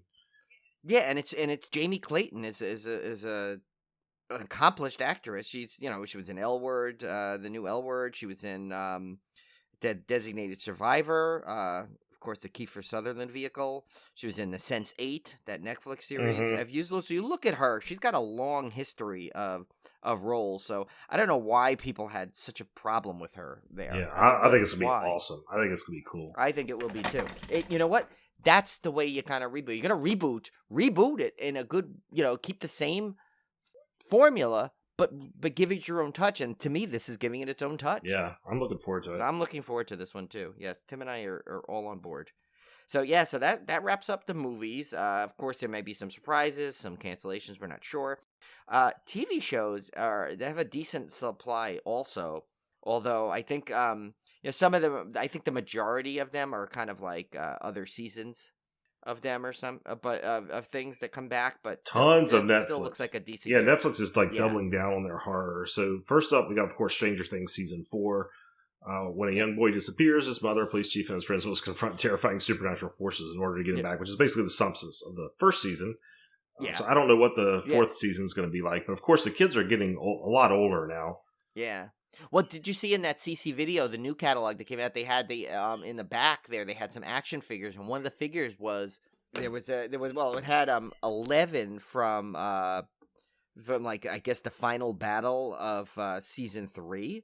So that was a new figure that I don't think I saw before, and I was like, "Oh wow, that's nice." They're actually like, they're promoting Stranger Things 4 with some figures from 3, but then right below it was Hopper from season 4. So they have his look that was in the trailer, the bald Jim Hopper look, which to me, David Harbour is a gift to us all. National treasure, He's one of my favorite actors ever since seeing him in Stranger Things, and of course he was great in Black Widow. So I cannot wait for Stranger Things season 4 as everybody is. Next one's another Netflix one I'm really excited for. This thing had like more names though, I swear to God, than Tim does in the fall. It's now the final name, it's Cabinet of Curiosities. And the last one before it was Guillermo del Toro's Cabinet of Curiosities, and before that it was something else. But anyway, so that's it's a live action horror anthology. But I mean, from stories from Guillermo del Toro or whatever he's like overseeing it. Either way, it's gonna be awesome. Yeah. Next up is on HBO Max. This is gonna be The Last of Us, which is of course based off of the popular PlayStation video game. I'd never played the sequel. Unfortunately, I probably should get around to doing that. But the first game was amazing. The synopsis here is Joel and Ellie, a pair connected through the harshness of the world they live in, are forced to endure brutal circumstances and ruthless killers on a trek across post-pandemic America. It's a bit of it's not zombies, but it has the same kind of feel as zombies. So it's Joel and Ellie are kind of traveling. It's zombish. It's zombish. So I think everybody's going to really look forward to this one because that was an extremely popular series. Yeah, and I think that needs to go in the Civil Gore glossary, which will be on the website eventually. We'll just put our terms of things that we call water zombies. Water zombies, zombish. Yeah, all those things. Next one I don't know much about other than it's probably just based more on the tales of Lestat, and that's Interview with a Vampire. Of course, we lost Anne Rice, too, towards the end of the year, which was another that's a bummer, blow to the horror world. So I just, this is coming out, they said 2022, but on IMDb, it doesn't look like it's even started much yet, so I have a feeling it's going to go to 2023. But yeah, I'm excited about it. It's going to be on AMC when it comes out. Next up for Netflix, this one's coming out later this month, Pheria, The Darkest Light. Two sisters see their world turned upside down when they discover a horrifying and otherworldly secret involving their parents. So, don't know much about that one, but sounds cool. And in the longest title of the year, goes to The Woman in the House Across the Street from the Girl in the Window. That's a Kristen Bell vehicle, right? Yeah. So it says, when a handsome neighbor moves in across the street, Anna, a heartbroken... This is the word. This is an IMDb great one. It says, Anna, a heartbroken for whom every day is the same, starts to see light at the end of the tunnel. That is until she witnesses a gruesome murder. Or did she? Yeah, I've read about this one. This is kind of a parody of these... Oh, so it's a comedy, a horror comedy? Kinda, but I think they're playing it straight. That's what's funny about it. I think it's a parody of these types of movies. Hence, yeah, because I was gonna say it kind of sounds like the Girl on the Train a little Well, bit. yeah, the titles, but the title definitely lends to that. Yeah, the title's a parody of it, but I think they're going to try to play it straight. So I'm interested in this one for sure. Kristen Bell's so great. She was good in that. You've seen not that it's horror related, but that movie she's been on recently, Queen Pin, where she's like she takes all the Vince Vaughn's in it too, where she decides to make all this money by stealing coupons. Oh, I haven't seen that one, but I like her. She sells them off. It's really funny. Julie's been watching it. It's a really funny movie. But sorry, you're next. The next one up is going to be on Epix, and that's coming out in February, called From. From unravels the mystery of a nightmarish town in middle America that traps all those who enter. As the unwilling residents fight to keep a sense of normalcy and search for a way out, they must also survive the threats of the surrounding forest, including the terrifying creatures that come out when the sun goes down. That sounds kind of cool, actually. Yeah, sounds kind of a 30 Days of Night-ish. Yeah, which Kim and Ket just did recently. Dark Winds is the next one. Again, it's on AMC Plus. It says follows Lee Porn and Chi, two Navajo police officers. It's like a buddy. It's literally, look at that. It's a Navajo buddy cop. Oh my god, Lee Porn and Chi. That's like the best buddy cop names ever. It is, right? I love it. It's two Navajo police officers in the 1970s Southwest. So that has got a 70s buddy cop feel. That are forced to challenge their own spiritual beliefs when they search for clues in a double murder case. I got to tell you, that's got to be one of the more original. I love that ideas. Yeah, I think I want to check that out. I probably need to get AMC Plus now, of course. But what I'll do is I'll wait until it's all there, and I'll get free trial, buy it for a month, or buy it for a month and binge it. Next one up is All of Us Are Dead. Another one coming out. This is the one I thought was the other movie. This is the one I'm really looking forward to. Another zombie one. A high school becomes ground zero for a zombie virus outbreak. Trapped students must fight their way out or turn into one of the rabid infected. But I know I'm like with the zombie things, but something about this appealed to me when I saw one of the clips for it. This looks kind of cool. Next one is Army of the Dead: Lost Vegas, and this is is it an animated sequel? I think it's on Netflix. It's Scott Ward and his rescue crew's efforts to protect all they love during the first phases of the mysterious zombie outbreak in Vegas. I think this is it's a prequel to the Army of the Dead, right? Yeah, I don't know much about that one. I think it's either a prequel or maybe a sequel, but I'm pretty sure that it was. I think I saw it say it was animated though. Yeah, it could be. But yeah, so let's see. Does it say that? No, it doesn't. Now it doesn't. No, I'm sorry. I don't think it is animated. Actually, never mind. I might have got this confused with something else because it's got the full cast in there. Okay. It's got Christian Slater, Jenna Malone, Joe You're gonna lose Oh, Olivia. no. Joe Manganiello. Oh no, gosh, no. Yeah, She'll be all over that. Even zombies. Oh, yep, good lord. Yeah, zombies and Joe Manganiello. So yeah. Tim's gonna lose. Oh, and Batista's back. Yeah, okay, so it's the same cast. So yeah, it's just I guess it's just a flat out. It's a TV show version, is what it is. Okay, obviously we're doing the TV shows. Okay, so that's the difference. Oh, it's a series. Okay. Oh no, it does say animation. It is animation, so it must be their voices. Oh, they're just reprising their roles, voiceovers. Okay. Yeah, just doing the voice roles. Like everyone's there. Tig Notaro, Vanessa Hutch, Joe. Yeah, the whole thing. Okay, so never mind. Okay, obviously I prepared well for this one. Next up is First Kill, another Netflix one. In First Kill, when it's time for teenage vampire Juliet to make her first kill so she can take her place among a powerful vampire family, she sets her sights on a new girl in town named Calliope. But much to Juliet's surprise, Calliope is a vampire hunter from a family of celebrated slayers. Both find that the other won't be so easy to kill and unfortunately way too easy to fall for. That sounds like a Buffy episode. It does. Like it kind of has that total teen angst kind of feel to it. It's got Elizabeth Mitchell though in it, which she's always good. So but yeah, this one I would check this one out. Next one is a Lock and Key season 3. I still need to catch up. I feel like the first half of season 1, I never got to finish it. Now they're coming in season 3, but of course it's the Joe Hill stories. After their father's murder under mysterious circumstance, 3 Locke's siblings and their mother move into their ancestral home, Key House, which they discover is full of magical keys that may be connected to their father's death. Definitely need to catch up and binge that one because I really loved what I watched up until I had to stop. I didn't like this one too much. You didn't like it? Well, you were a big fan of the comics. Yeah, so. I never watched season 2. Season 1 just didn't go far enough into the horror side for me. I don't know. And I know that's what they weren't really going for that. So that's more my expectation than the show's fault. But I just, I don't know. At some point, I'll get around to them. The Midnight Club from Netflix is another one. This one I'm really looking forward to. Yeah, well, that's the Mike Flanagan. Yeah, Mike Flanagan is automatic for me. The Midnight Club follows a group of 5 terminally ill patients at Rotterdam home who begin to gather together at midnight to share scary stories. What a great premise. That's right? Yeah, seriously. Another one you're going to lose Olivia to, of course. Resident Evil. Yes. On Netflix, nearly 3 decades after the discovery of the T-virus, an outbreak reveals the Umbrella Corporation's dark secret based on the horror franchise. Yes, she loves all things Resident Evil. And then finally, of course, Chucky Season 2. I started watching Chucky Season 1. I really enjoyed it. I got to get back to it. But, Yeah, same here. I have them all on the DVR. I need to watch over them. the holidays, I tend to, especially on our break, I tend to take a break from horror. So I really just haven't watched a whole lot of horror at all. So I'll get back into it as we get back into January. Yeah.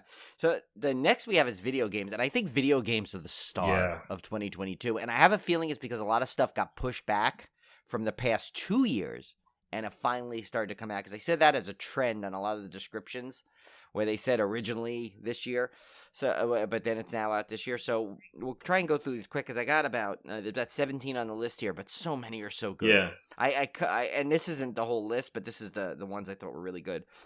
First one is Paranoid from this one's for PC. It says, with Succubus out the door this year, Madmind now turns his attention to Paranoid, which has been quiet for much of this year. The game takes place in the 80s and puts you in the shoes of Patrick, a recluse suffering from deepening paranoid schizophrenia, who after many years is leaving his apartment to reunite with his sister. Of course, the question is this real or is this something more sinister? Nice. So that's on PC, so probably be on Steam, I guess. Be able to get that. This next one, of course, is I don't think I'm gonna read all these verbatim because there's a lot here, but this one we're so looking forward to. This is, of course, Ghost. This is coming out for all the platforms, all the consoles and PC.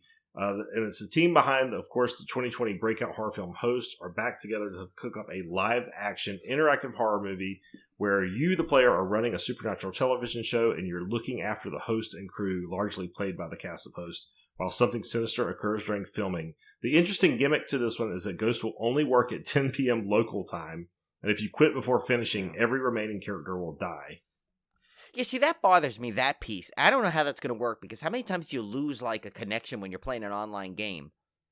What happens if someone loses their connection and they leave the game? Well, the other thing, I'm just bothered by the fact that you have to play it at 10 p.m. because that's usually when I'm going to bed. But I guess you could always set your time on your PC back. But it's kind of cool. It makes it, they made a way to make an event. It gives you something to look forward to every day. You're going to go play this game. Yeah, I don't know. We'll see. And, like, am I going to play it every night? Probably not even close. I mean, but I'm going to play it. I mean, I did the Kickstarter, and I think I ordered the one where it comes with the Xbox One disc. So I have the disc to it. I don't know. And, you never know. They could, this is probably one of these things where they could eventually add to it. Maybe you get, like, solo missions for home-based other things. So, I don't know. But yeah, I mean, I trust Jed Shepard, and I love that we love the cast of Host. They're all so awesome to talk to. Next one is Dark Fracture. This one's on PC, PlayStation, and Xbox. This one it basically says it's basically a psychological horror, and they said the game will draw inspiration from Zdislaw Belinsky and H.R. Geiger. Yeah. So that sounds kind of interesting. Ghostwire Tokyo is coming out in spring. This is going to be PS5, Xbox, and PC. And this one is another one that's kind of got pushed back due to the pandemic, but it's based on the idea of battling spirits based on Japanese folklore with your own paranormal abilities. And it's also behind the people that brought us The Evil Within, which is a great video game series. Oh my god, this seems right up our alley. That one sounds cool. Speaking of right up our alley, I have a feeling this one is going to, when this finally comes out, I think it's going to be late. Yeah. 2022 if it comes out, because I know they just, they have a very basic teaser trailer. But if this is half as good as Friday the 13th, I think we are going to have hours of gameplay. You, me, Conan, Ken, and Cody are going to be diving into this. And that is the Texas Chainsaw Massacre, of course, by Gun Media. Did this. They have Kane Hodder, which is I guess, not rotoscoped for that. What do they call it? You like motion captured. Yeah. Motion capture, thank you. As Leatherface, and it's probably going to be, I guess it's going to be very similar to the way Friday the 13th is run, where, one person plays Leatherface and the other people try and escape. So we're going to have to say, Cone's Leatherface, before the game. But I wonder if I hope it, like, mimics a lot of the way Friday the 13th, so you can get, like, different Leatherfaces from the movies. There's also more of the Sawyer family that you can pull out in there. Oh yeah, I hope so. Which would be really cool. Like, of course, like the maybe you get Stretch in there. Who knows what kind of characters you'll get? Well, they got a rich series to draw from. I mean, there's so many. Yeah. There's so much diversity in those films, and so many of those films that they really have a good pool to draw from. Yeah, I really hope they don't ignore the Illuminati Yeah. cross-dressing version of Leatherface in for Next Generation, just so we can have McConaughey come on and go, all right. Next up is System Shock, which is I'm super looking forward to. I was a big fan of the original. System Shock was really a cult favorite back in the day. You're trapped on a ship with a rogue AI. It's really cool. This was a 2022 remake. It's going to come out with all the major platforms.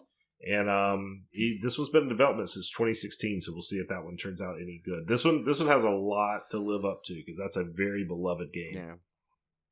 Yeah, this one sounds like a fun one. Fortunately, it's only on PC and not Xbox, because then we could have probably all play. I mean, we could still probably play it on Steam, but this is the Outlast Trials. I'm going to read this whole thing just because it's confusing otherwise if I don't have to piece it out. But it's basically another COVID-rated delay. It says they did this Red Barrels, though, did make an appearance at this past summer's Gamescom with the new trailer for this game, which is kind of a Saw escape room-esque title. It says the Outlast Trials will drop a single-player focus in favor of being co-op centered. Title akin to the TV series, so that's kind of a bummer. Co-op's always fun. But it says, which coincidentally, with the success of Fall Guys and Netflix Squid Game, that's some cool foresight. So you're going to kind of be like that kind of, you're going to be one person, and you're trying to escape a lot of stuff, which kind of sounds cool. Next up is Martha is Dead. This one's coming out again for all the major platforms. And this is a psychological horror title, which has the addition of Udo Kier to the Gamecast, which is a big get. And a time-limited demo has come out. The idea of this game is that it's set up against the backdrop of World War II. I don't know much about it other than that, but Udo Kier is a nice benefit to any video game. Yeah. Now, hang on, because seriously, like the next, the rest of these games on this list are good. Going to blow you away. And I'm going to read this whole one. So this is Borneo, A Jungle Nightmare. This is for all the major platforms. Listen to this, Tim. Originally scheduled for summer 2021 release, this came and went with no announcement. But Borneo's Steam page has now been updated with the nebulous 2022 release date. So the idea of a modern adventure game sequel to the Cannibal Holocaust is one of many fans are looking forward to, especially with Deodato himself being involved in the production. Yes, that's up. Can you imagine this game? This is a game we make a Joe Bob to play. Oh man, I cannot wait to see this one. Wow, who would have thought? Seriously, a sequel to Cannibal Holocaust in a video game form. What the heck? If that wasn't treasure enough, we have Evil Dead, the game, coming out again, all platforms. This one has reveals for characters across the entire Evil Dead franchise. And they did the World War Z game that we actually got a chance to play, and we love that one. So I'm really looking forward to this one. Oh, wow. This will be cool. This will be another one we'll be diving into a lot. And Bruce Campbell is returning as Ash for this one. Yeah, this was his last Ash performance, right? Mm-hmm. Yeah. So, and then if that wasn't enough in terms of movies with games, there's A Quiet Place.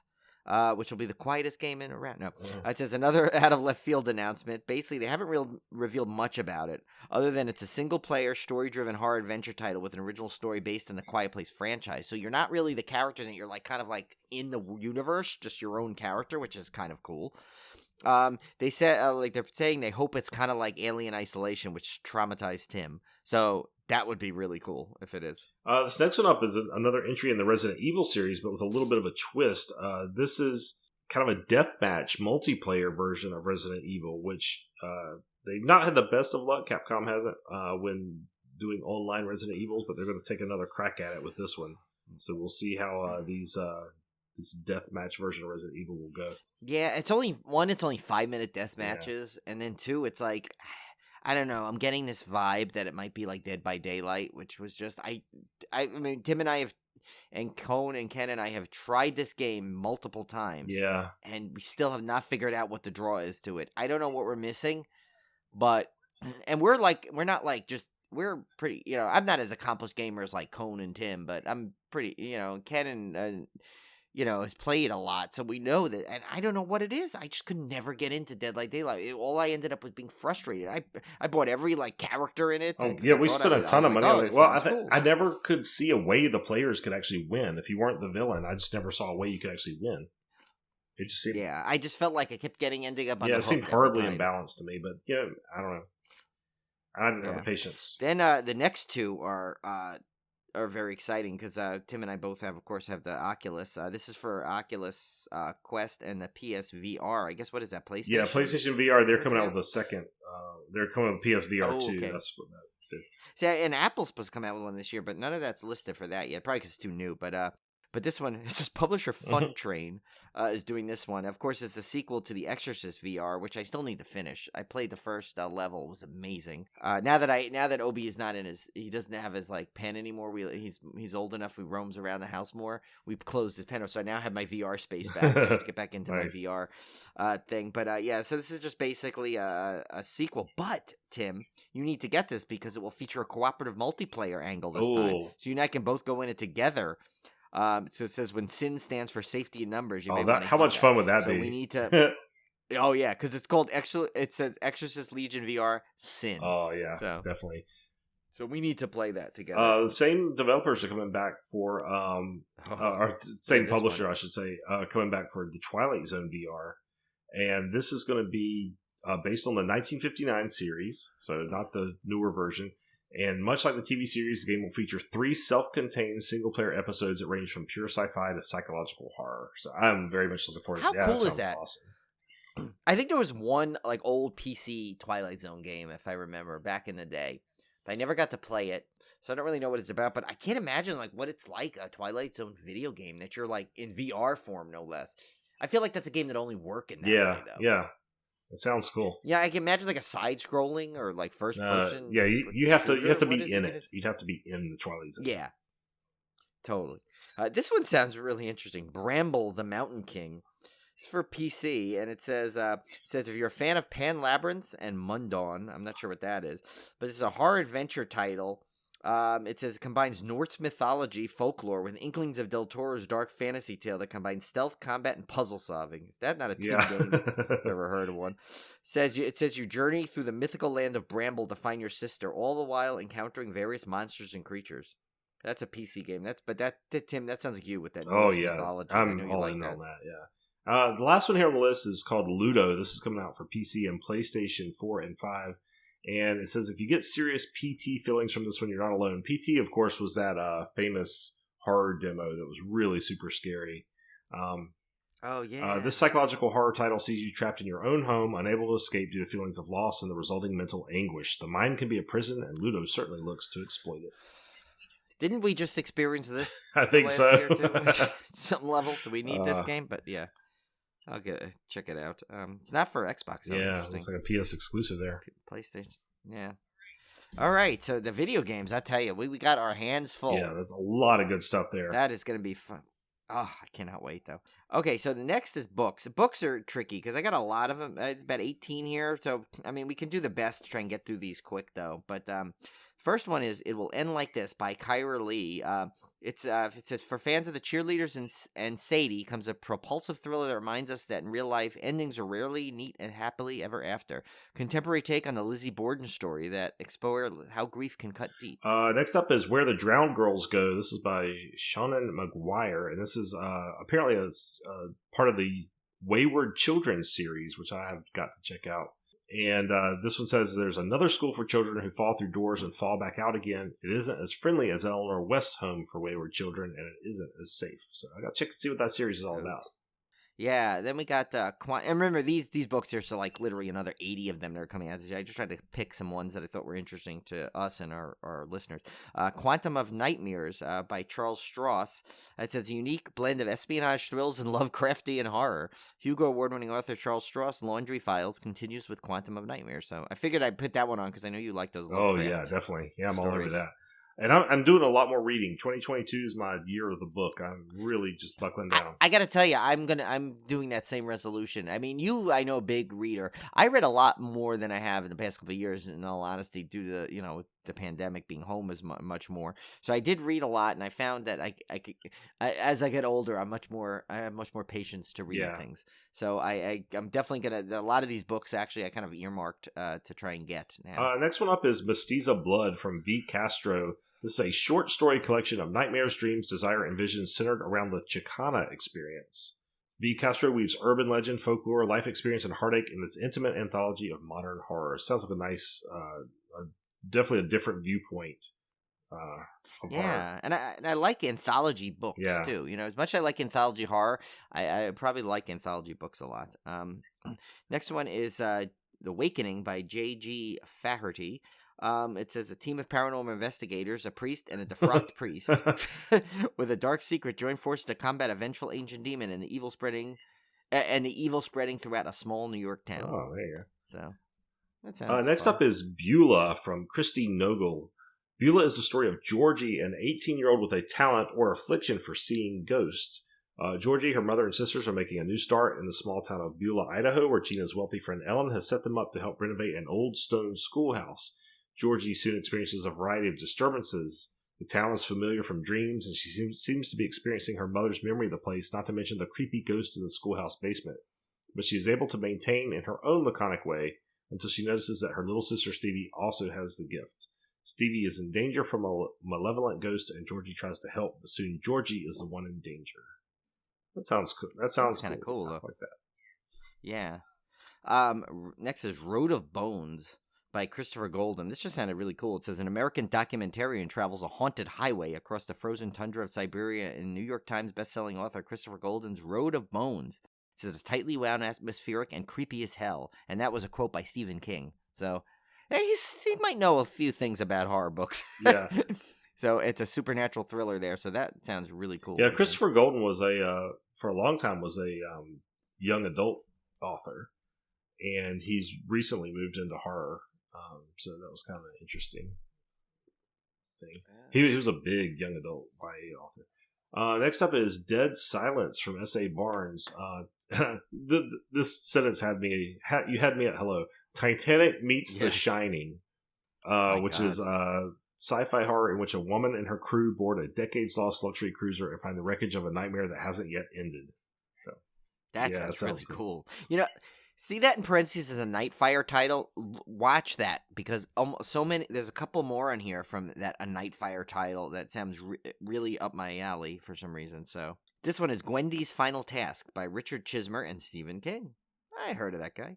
It says in Gwendy's Final Task, the third and final book in the Gwendy's Button Box trilogy, horror giants Stephen King and Richard Chismer take us on a long journey from Castle Rock to another famous curse-maiden city to the MF1 space station, where Gwendy must execute a secret mission to save the world, and maybe all worlds. Yeah, I read the first Gwendy book, which was really, really good. I think the second one Richard Chismer did on his own. I could be wrong about that one. But yeah, I never read the second one, so I got to catch up on these regardless. They're really, really good, and they're not long. The first one's like very short. It's almost kind of like a novella type. But by the way, the Nightfire thing you were referring to, that's a division of Tor Books, and Tor is a big, huge fantasy publisher. I get their newsletter and everything, and Nightfire is their horror division. So if you want to, and Tor is like a fantastic publisher. I love. Yeah, I know. It seems like it's something I need to really get involved in looking at, because there's a lot of cool you can actually go out to tournightfire.com and they have like all of their catalog, all their new books for the month. I mean, it's really, really good stuff. Next up we have Spontaneous Human Combustion from Richard Thomas, a new collection of 14 short stories that push the boundaries of dark fiction in an intoxicating, piercing blend of fantasy, science fiction, and horror. It also has transgressive themes that burrow beneath the skin. Nice. Then the next one is Gallant.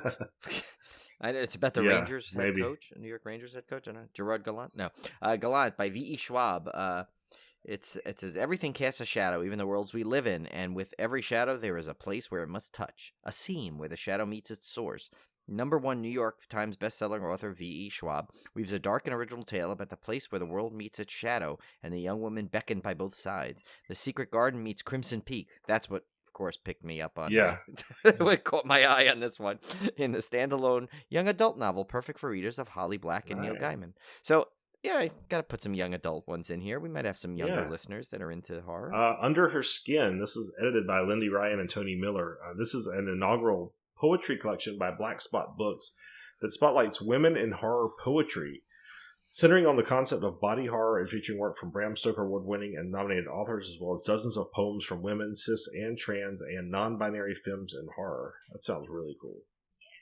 Yeah, and I wanted to get some some more of the unique type of books. Like a collection of Mhm. poetry is not, it's Yeah. different. So and it's really cool that they that's coming out this year. It says Screams from the Dark, Tales of Monsters and the Monstrous. This seems like such a you book, Yes. Tim. It's edited by Ellen Datlow, and it says a chilling anthology featuring 29 all original tales of monsters and from best-selling and award-winning authors, edited by Ellen Datlow, one of the top editors in horror, featuring stories from authors like Stephen Graham Jones, Richard Kadrey, Cassandra Caw, I guess, Yeah. Caw? I don't know. Gemma Files and more, and that's another Nightfire title. So, but look at that, 29 Tales of Monsters. It's like 29, like joys Yes. of sin coming, basically. These next two authors I'm a big fan of. Of course, first we got yeah. Riley Sager, who did Final Girls. This one is... Which I still have sitting here that Cone lent me. Yeah, that I need it's to a good read. one. This is The House Across the Lake. So this is a new novel of suspense, voyeurism, and suspicion that morphs into a story of guilt, obsession, and how looks can be very deceiving. Yeah, Riley Sager. I definitely want to read Final Girl. The next one is another I know Tim favorite, Grady Hendrix. That's How to Sell a Haunted House.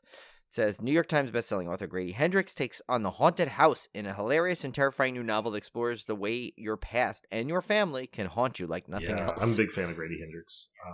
Yeah, no, I know you like him. Ronald Malfi brings us our next title, which is called Black Mouth. Perfect for fans of Stephen King's It. A group of friends return to their hometown to confront a nightmare they first stumbled on as teenagers in this mesmerizing odyssey of terror. And I'm a sucker for those. Yeah, I can see why fans of It Yes. might like that. Literally the plot. Then the final one we have here that I picked was Nightmare Fuel, The Science of Horror Films, and by Nia Nethis. So this sounds like another Tim book. It says in Nightmare Fuel, Nina Nethis uses her background in biomedical science to explain the mechanics of what makes what we see on the screen so terrifying and what goes on behind the scenes to create the horror in the first place. With spotlight features on some of horror's most popular films, from classics like The Exorcist to modern hits like A Quiet Place, and interviews with producers, film historians, Tim, and creature creators. Nightmare Fuel is both an in-depth dive into the science of fear and a celebration of the genre. Boy, that I know Yeah, I'm that getting one sounds great. because I love those like behind the scenes stuff. So I tell you, we 2021 and I think and 20, I think we're like really the year of the great horror movies, and that could still be the case for 2022, of course, because a lot of titles we don't know yet. But tell you, books and video games, man, there's some strong stuff coming out. A lot of really good stuff. I gotta find some more hours in the day, apparently. I know, that's what we need. We need to find like more time. But I wonder if that's why that would be an interesting horror title to be said. It's like someone that wants more time for just horror, and then they find out their psyche can't handle it, and they want to get back to time. So, yeah, I like that.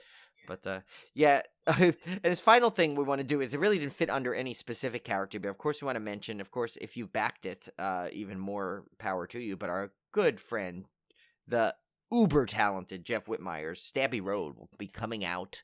Of course, as 18 tracks collection of horror parody songs.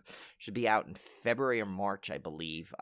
And we've heard some of his, he's been releasing some samples and some tracks from there. And oh my God, are we all in for a treat? Yes, I can't wait.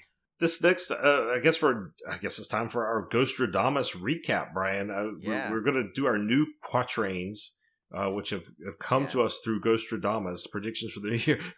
Poor old Ghostradamus was not very accurate last year. I guess we'll go back through our recap of what we did last year and whether we hit or miss. We'll just kind of go through these. Oh yeah, you got one hit. I got one hit, which I'm going to argue for vehemently because it's the only hit I've got. But and I don't even know if it's horror that did it either. I think. Well, actually, I even got an argument for that. But we'll see when we get to it. Okay, Brian. Yeah, you want to go through? I guess you want to go through yours, and we'll just kind of discuss whether it was a hit or miss.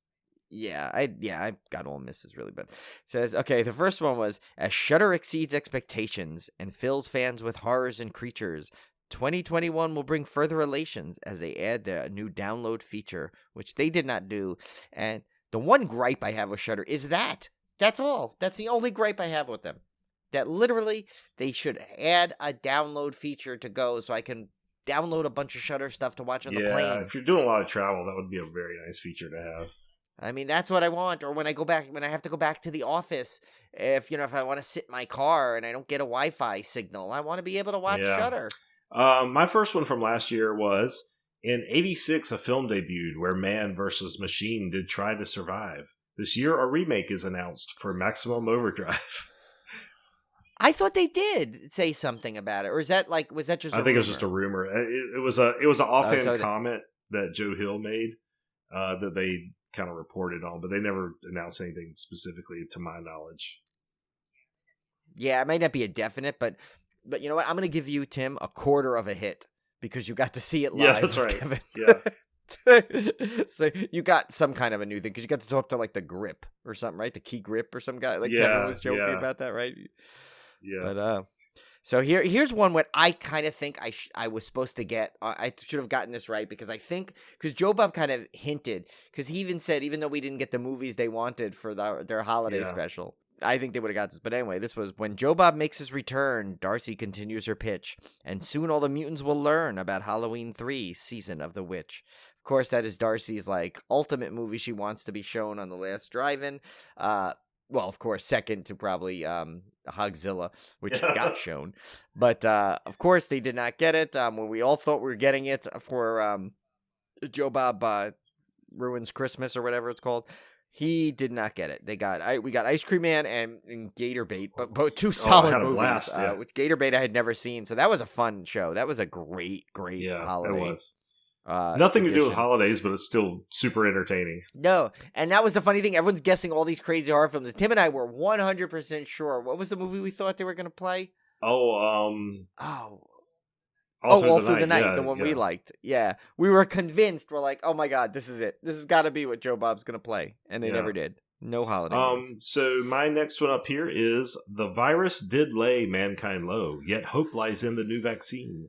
The horror box office like a phoenix soars as folks flock back to the silver screen. And so I was originally looking at this one and I had it listed as a maybe because, to be honest, we did not get the comeback that I had predicted in 2020. I mean, let's be honest. We didn't come fully back like I thought we would. But an argument could be made that I did hit this one because they did have a big box office helped by two horror films, Halloween Kills and A Quiet Place 2, which were both big. Those were both big. I mean, you know why? They would have been bigger if they didn't also hit the streaming services. So, like Halloween hit day and date, but it still made a really good amount for being able to see it at home at the same day. So it did do good. I definitely think you got to get at least a hit on it. I mean, I think what really cemented the box office, of course, was Spider-Man: No Way Home. But which was, oh my god, I can't wait till you see that so we could discuss it. It was so good. I can't wait. That was the first time I have been back in a theater since the pandemic. My last theater experience was hanging out with Joe Bob and Darcy for Joe Bob when Rednecks. What was it? Rednecks Survive? Rednecks Hollywood? Something. Rednecks Save Hollywood. His tour there. That was the last time I was in a theater, and then 2 days later, the world shut down. I've been back several times since then.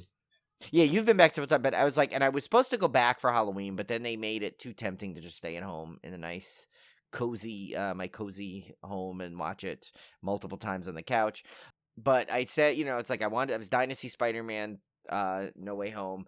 We were out in California. I got to see it with my nephews and my brother-in-law and sister-in-law, and made a whole thing out of it. So it was really a fun. It was like, not only was it a great film to go back to see in the theater, but it was a very special, to see it with the people I saw it with. So yeah, it was funny. It was not as weird as I thought being back in the theater. It felt like I never left, which is kind of weird, not being there in 2 years. Like it didn't, because I guess when you've done something as many times as going to a movie in a theater, going back just, it's like you're back. It feels like there's no, it's like a good friend. You could see, like, you might not see them for 2 years, but when you do, it's like you never left. Yeah, I felt the same way. Yeah, that's the way I looked at it. The same way. Yeah. So, my next one, it says, while we were stuck in homes all last year, horror fans were more treated than most. Although they will have many other projects to steer, we'll still get a sequel to Host. So, I don't know if Ghost rhymes with Host, but it's still not a sequel, so does not count. And I think Jed kind of led us astray when we had him on the show. I thought he hinted that we were going to get a Well, sequel. we still may. Still may. did. He may just not this year. We will. I just don't think it was that fast. Yeah, because I think they were going on other things. So he's a trickster, but what a good guy he was. I'm okay with that because I think a host sequel rushed would not have the same impact as the original. So I'm fine with them waiting and coming up with whatever they can to continue that. If it's whether it's a prequel, whether it's a side story, whatever they do with it, I'm sure it's going to be amazing. There's no need to rush it because I actually every so often I watch the original anyway because I love it so much. My third one here, I was really surprised this one didn't hit because I thought it was a safe. I really thought this was a safe bet. Yeah, I thought you had it because with the show and our great presentation of the scene. that should have cemented it. Tis been 30 years since Lecter lurked, and Starling survived his violence. For this anniversary, rest assured, these lambs shall not be silenced. Well, I heard nothing about the Silence of the Lamb anniversary. It just nothing. No, I mean, unless you count Clarice. But I really don't. It never got good reviews. I mean, it wasn't a hit. So, Yeah. I felt like this was a dud. I just had to count it as a miss. Yeah. And here's one I could not have been more off on. It says, while there's been sequels and reboots already, the story is not quite complete. I think we'll soon hear once again from old Freddy while announcing a new film on Elm Street. Yeah, it did not happen. I figured it was the one time I hadn't bet on a new Friday coming out this year. Well, we'll see. So we'll wait till you get to my predictions. Yeah, I know. Probably next year, but this year. The Invisible Man was a visible hit, and classic IPs are in trusted hands. Blumhouse continues to reign supreme with big new announcements for Universal horror fans. They did announce another one, though. Didn't they? I don't know that they announced anything we didn't already know back when I made this prediction. So. Oh, you're right. So that could be correct. I had to count this one as a miss because I feel like there was just nothing. It's like you had a spiritual hit almost, not but quite. not a. So that brings us to our new quatrain. So these are cue some spooky music. We will go into these and see if we have any better luck in 2022.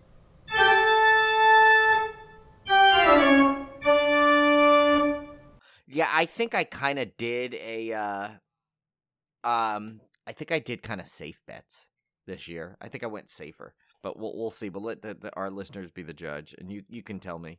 Like this first one, I think is kind of like I don't know. I kind of feel this is like a no-brainer, but we'll see. It says, while Laurie is Michael's best foe, the next battle will surely surprise. While Michael always lives on, Halloween Ends brings Laurie's demise. So I think, that's what a lot of people are suspecting. I think it would be the proper way to end the movie, is if Laurie sacrificed herself that's the way it's going, and she's sacrificing herself. She sacrificed her whole life already. I think that'll be the only way she truly finds peace. So, somehow it's very poetic. It's not going to be a cop-out to end that way. I think it's the proper ending, the way this thing is building. I think she will die saving the town from Michael Myers for now, until someone else takes the helm and brings him back. This one I feel is also fairly safe, although my caveat is I will not count this as a hit until we get an official announcement, like a concrete example. Because in general, this one's we kind of know is happening, but I'm only... Yeah, we need the official announcement. And it does not count as the fan films, which there are some great fan films. But this has got to be an official... who owns it now? New Line? I don't know. Whoever owns it. Official theatrical with release. legal battles now behind, a killer stalks Camp Crystal Lake. Yet thou hast time to say your prayers. This project shall take years to make.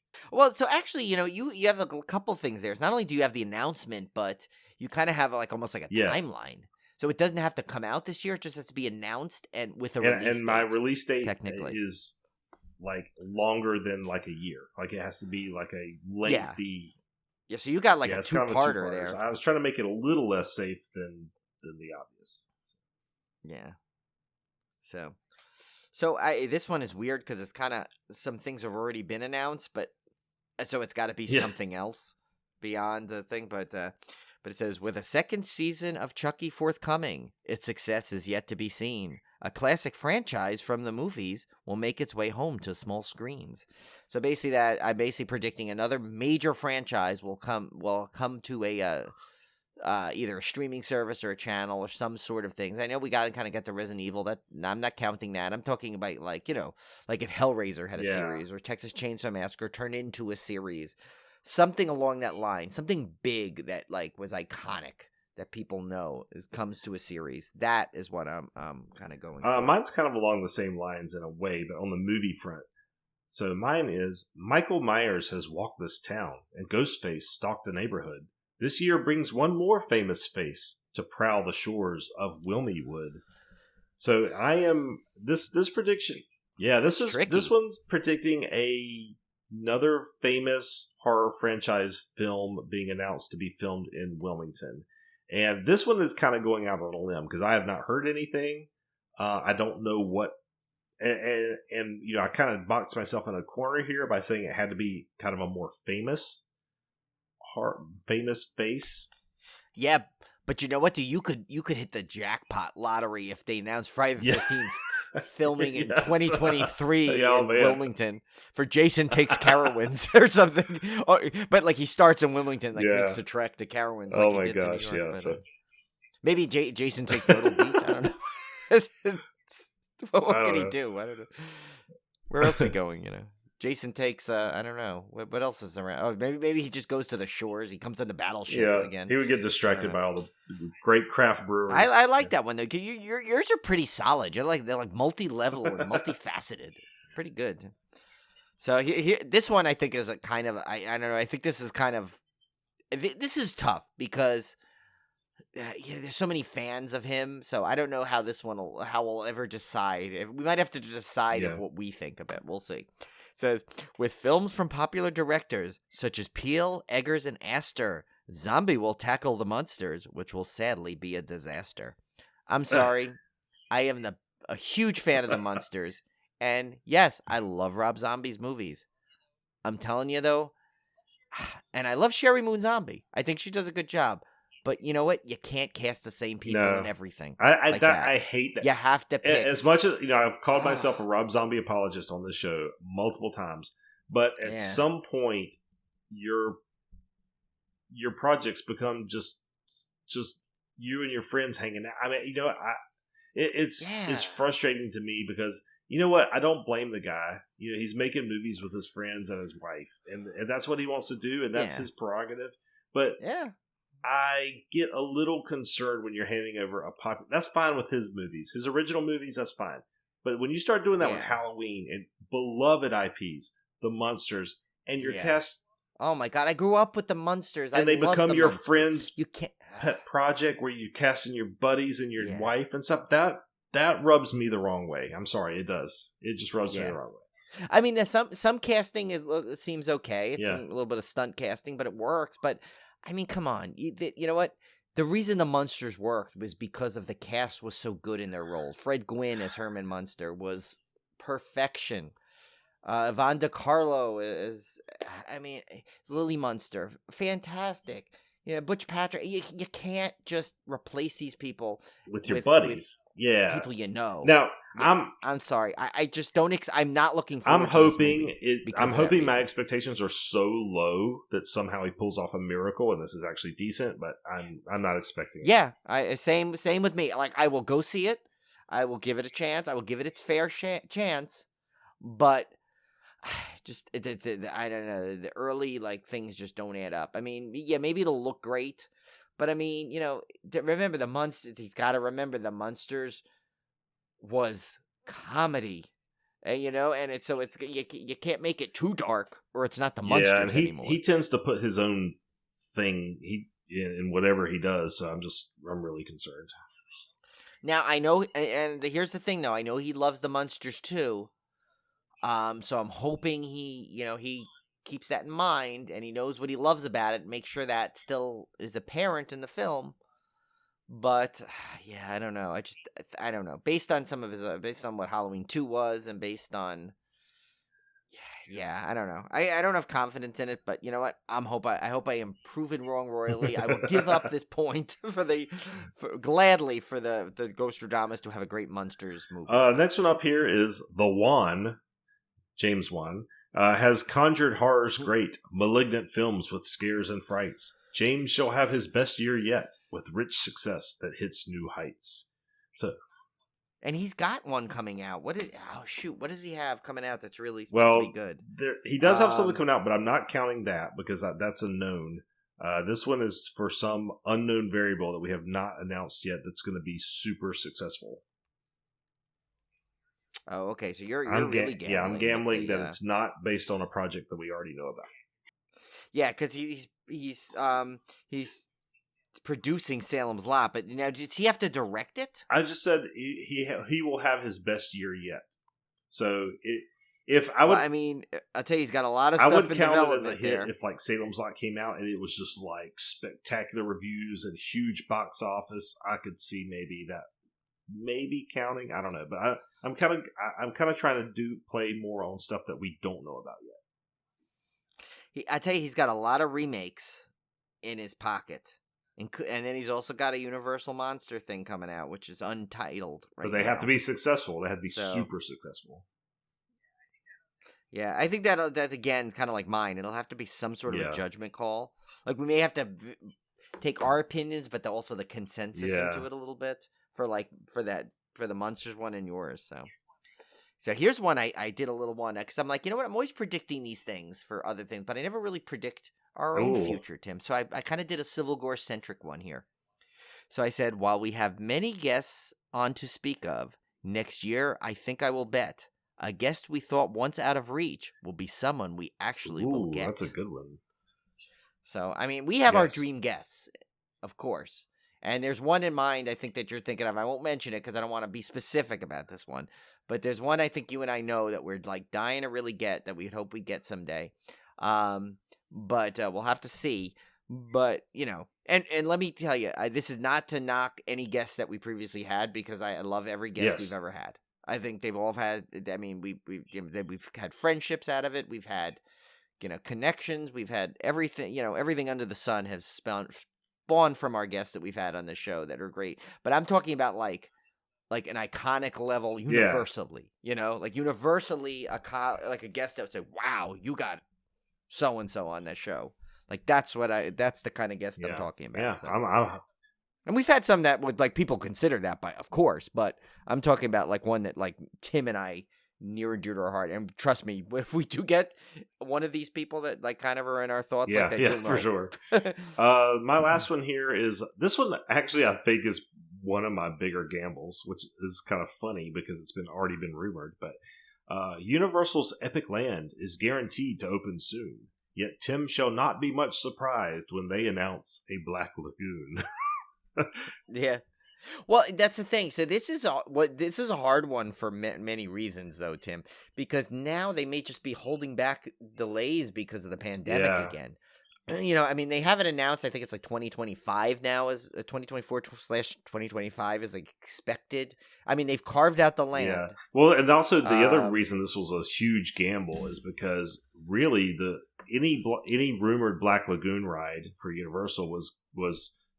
Again, it was only speculation, and it was only speculation for Phase 2. Phase 1, we know, is going to be some kind of that Cuculoris arm thing, like the Harry Potter ride uses for Universal Monsters. So that's not the Black Lagoon. So, this was like for me to make this prediction for this year was very premature, and that's why I kind of went out on a limb on it. But now, see, you didn't specify that it's going to be necessarily your ride that we always joke that they're going to rip off. But more so, they could announce, like, what if it's they just have the Black Lagoon and it could be just a set piece. I'm going to give you credit for that. As long as it's announced as some sort of attraction, set piece, show. Basically anything that specifies that it is a Black Lagoon centric item, you're getting credit for. We'll see. So because I know, because you're kind of bold with that, but it's also tricky to ever like, you can't say like, oh, it's got to be. Well, this it's like exact all ride of these, you have to be somewhat vague so that there's multiple interpretations, right? That's the whole point of these quatrains. Yeah. So yeah, but yeah, no, we have a lot of fun stuff coming up. I think for this season, though, I have like high hopes. I love that Tim worked on so hard and so quick on this website to get us up to speed on a website, which is just, I think, will add such a great facet to the Civil Gore lore. We got Cody working on our tome of film historians. Yeah, we got some interviews lined up already for, I think, hopefully next week. Yeah, next show, we got a lot cool of lined up, which I don't want to announce yet because we're not sure of all the details, but it's in the works. We got that great round table coming up. We're gonna definitely do more of those round tables. We have a good scare battle lined up. We just need to pick when to do it. A great scare battle matchup. I think we're gonna do. I think we need to do another commentary. We haven't done that in a while. Good. So yeah, got a lot of stuff. I think fun. So I'm very looking forward to the season. We already have a tease of amongst ourselves what we might do for the summer slacation, which is an unprecedented task. I think epic. Yes, it would be epic, and that's a tease. If you're astute listener, you might have picked up on Tim's great clue there. But yeah, that would be a sure undertaking that I think would be one of the most enjoyable summer slacations, and it would definitely be unique if you base our past summer slacations on looking forward I'm really looking forward to doing that one, so we'll have to see. All right, guys, so again, thank you for joining us this year for our new season, and we have lots more in store for you. We'll see you back here next week. See ya.